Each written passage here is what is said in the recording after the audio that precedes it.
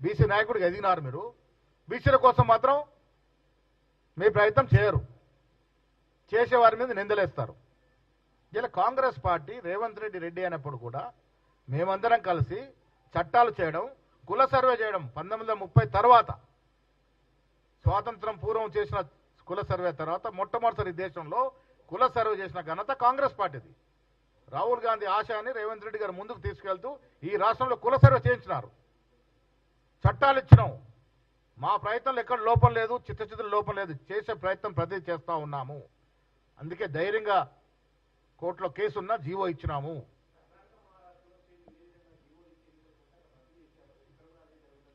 ఇక్కడ మేము కోర్టుకు విన్నవించాము. అసెంబ్లీలో ఇదే ఈటెల రాజేందర్ గారి పార్టీ సభ్యులు ఓటేశారు కదా, చట్టం అయింది కదా, ఏకగ్రీవంగా చట్టమైంది కాబట్టి ఇక్కడ వెసులుబాటు అని అడుగుతా ఉన్నాము. మేము 3 చట్టాలు తొక్కిపెట్టింది ఎవరు? కేంద్ర ప్రభుత్వం కదా, బీజేపీ ప్రభుత్వం కదా. ఒక ఆర్డినెన్స్ 2 చట్టాలు అక్కడ, 3 చట్టాలు అక్కడ తొక్కిపెట్టబడ్డాయి. దాని గురించి ఎందుకు మాట్లాడాడు ఈటెల రాజేందర్? బండి సంజయ్ ఎందుకు మాట్లాడతలేడు? ఏంటి మీ చిత్తశుద్ధి? బీసీల పట్ల మీకున్న చిత్తశుద్ధి ఏంటి? మీరు బీసీల గురించి మళ్ళీ మాట్లాడే హక్కు మీకు ఎక్కడిది? ఇలా మేము ధైర్యంగా బీసీలకు ఇవ్వాలని మొండి ధైర్యంతో ముందుకు పోతా ఉన్నాం, ప్రతి ప్రయత్నం చేస్తూ ఉన్నాం. దాంట్లో భాగంగానే జీవో ఇచ్చాం. మళ్ళీ ఎందుకు పోయే ఈ వేళ కోర్టులో పిఎల్ ఎంచుకో ఆపే ప్రయత్నం చేస్తాం. ఇప్పుడు నేను విజ్ఞప్తి చేస్తా ఉన్నాను అన్ని పార్టీలకి, బీసీల కాడి నోటుకొచ్చిన ముద్ద తలదనొద్దు, అందరూ సహకరించండి. 42% రిజర్వేషన్ ఎన్నికలు పోదాము, బీసీ వాళ్ళకి 42% ఇచ్చి తీరుదామనే సంకల్పంతో ఉన్నాం. కాబట్టి మాతో కలిసి రాక మీరు దొంగ నాటకాలు ఆడితే ప్రజలు గ్రహిస్తలేరా? ఇది మరి బీజేపీ రాష్ట్ర స్వాగతిస్తే మరి ఆయన ఎత్తుతున్న ఈటెల గారు దాన్ని ఎలా తిరస్కరిస్తారు? బీసీ వ్యతిరేకిస్తున్నాడు. అరే తమిళనాడు తరలో మనం కూడా చట్టం చేసుకుందాము. ఇక్కడ 56.33% బీసీలు ఉన్న అఫీషియల్ డాక్యుమెంట్ ఎస్టాబ్లిష్ అయింది. వారికి అందాల్సిన ఫలాలు వారికి అందాలని రాహుల్ గాంధీ దృఢ నిశ్చయంతో పోరాటం చేస్తా ఉన్నాడు. అరే కేంద్రంలో ఉన్న రాహుల్ గాంధీ పోరాటం చేస్తాడు, రాష్ట్రంలో రేవంత్ రెడ్డి ఉబరాట పడతాడు ఇవ్వడానికి. బీసీ బిడ్డలు మీకేం నొప్పి అని అడుగుతా ఉన్నాను నేను. మీరెందుకు ముందు రావట్లే? మీరెందుకు మాతో చేయగలిపి ఇది సాధించుకుందామని చెప్పట్లేదు? ఆ ధైర్యం ఎందుకు లేదు మీకు? ఈటెల రాజేందర్ గారు, బండి సంజయ్ గారు, అరవింద్ గారు ఎందుకు జవాబు చెప్పరు దీని మీద? ఎందుకు ముఖం చాటేస్తా ఉన్నారు? ధైర్యం లేదా మీకు? మోడీ గారు బీసీ అని చెప్పుకుంటారు కదా, మన మోడీ గారి దగ్గరికి వెళ్ళి అడిగే ధైర్యం లేదా మీకు? మీరు నిజంగా కలిసి వస్తే ఒక్కరోజు చట్టం అవుతుంది. ఎందుకు దీని మీద శ్రద్ధ వహించట్లేదు? మీకు చిత్తశుద్ధి లోపించి చేయలేక చేసేవారి మీద నిందలేస్తా ఉన్నారు. కాంగ్రెస్ పార్టీ ఈరోజు కూడా committed, we are committed for 42% reservation. ఏదో ఒక రకంగా ఇవ్వాలన్నదే మా తాపత్రయం, మా యొక్క ప్రయత్నం. ఆలోచిస్తాం. దీంట్లో కాంప్రమైజ్ అయ్యేది లేదు. 80%లో 42% ఇచ్చి తీరాలనే సంకల్పంతో ఉన్నాం. కోర్టు నిర్ణయం, ఒక కోర్టు తీర్పిస్తే దాని మీద మళ్ళీ అధ్యయనం చేస్తాం. ఏ రకంగా దాన్ని అధిగమించాలో కూడా ప్రయత్నం చేస్తాం. అన్ని కోణాల నుంచి ఆలోచించి మళ్ళీ మా పిఎస్సి కూర్చొని మా పార్టీ పెద్దలతో విచారించి దాన్ని ఎలా ముందుకు పోలో నిర్ణయిస్తాం. తీర్పు రాకముందు ఎందుకు కోర్టు తీర్పు పాజిటివ్ వస్తుందని ఆలోచిస్తూ ఉన్నాను. ఎన్నికలకి కోర్టు అవకాశం ఇస్తుందని ఆశిస్తూ ఉన్నాను. ఆ రకంగా అవుదామని కోరుకుందాం.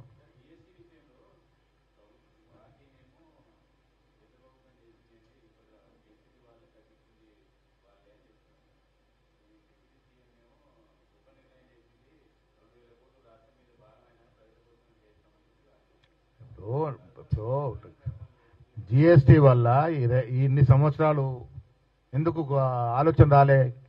కేంద్రం అంతా మేధావులే కదా.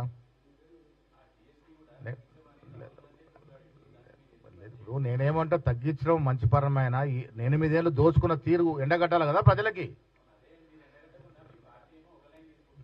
మా పార్టీ లైన్ కూడా అదే. మా పార్టీలో ఏమైంది? 8 ఏళ్ళు జిఎస్టీ ద్వారా ఈ ప్రజల మీద ఎనలేని భారం మోపారనేది మా పార్టీ లైన్. మోపారా లేదా?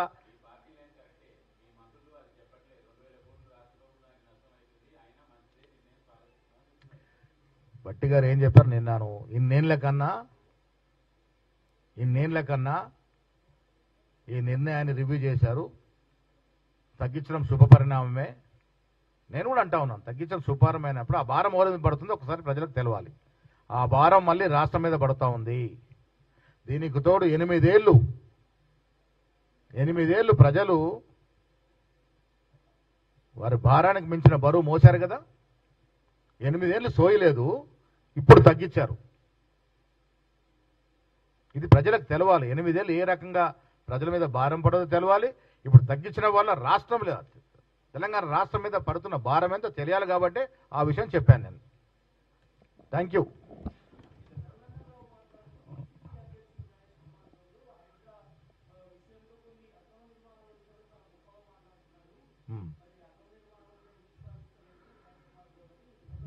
డెఫినెట్గా నేను హైడ్రాని చాలా సందర్భాల్లో హైడ్రా రావడం అవసరం అనే మాట చెప్పాను. భవిష్యత్ అవసరాల కోసము హైడ్రా రూపకల్పన చేశారు. చాలా చోట్ల ఇంకా ప్రజల ఆభిష్టం మేరకు హైడ్రా ఇంకా దూకుడుగా పోవాల్సిన అవసరం ఉన్నది. నేను యాజ్ ఎ పీస్ అధ్యక్షుడిగా ఎక్కడైనా లోపాలు మా దృష్టికి వస్తే డెఫినెట్గా దాని మీద యాక్ట్ చేయాల్సిందిగా ప్రభుత్వాన్ని కోరుతాం.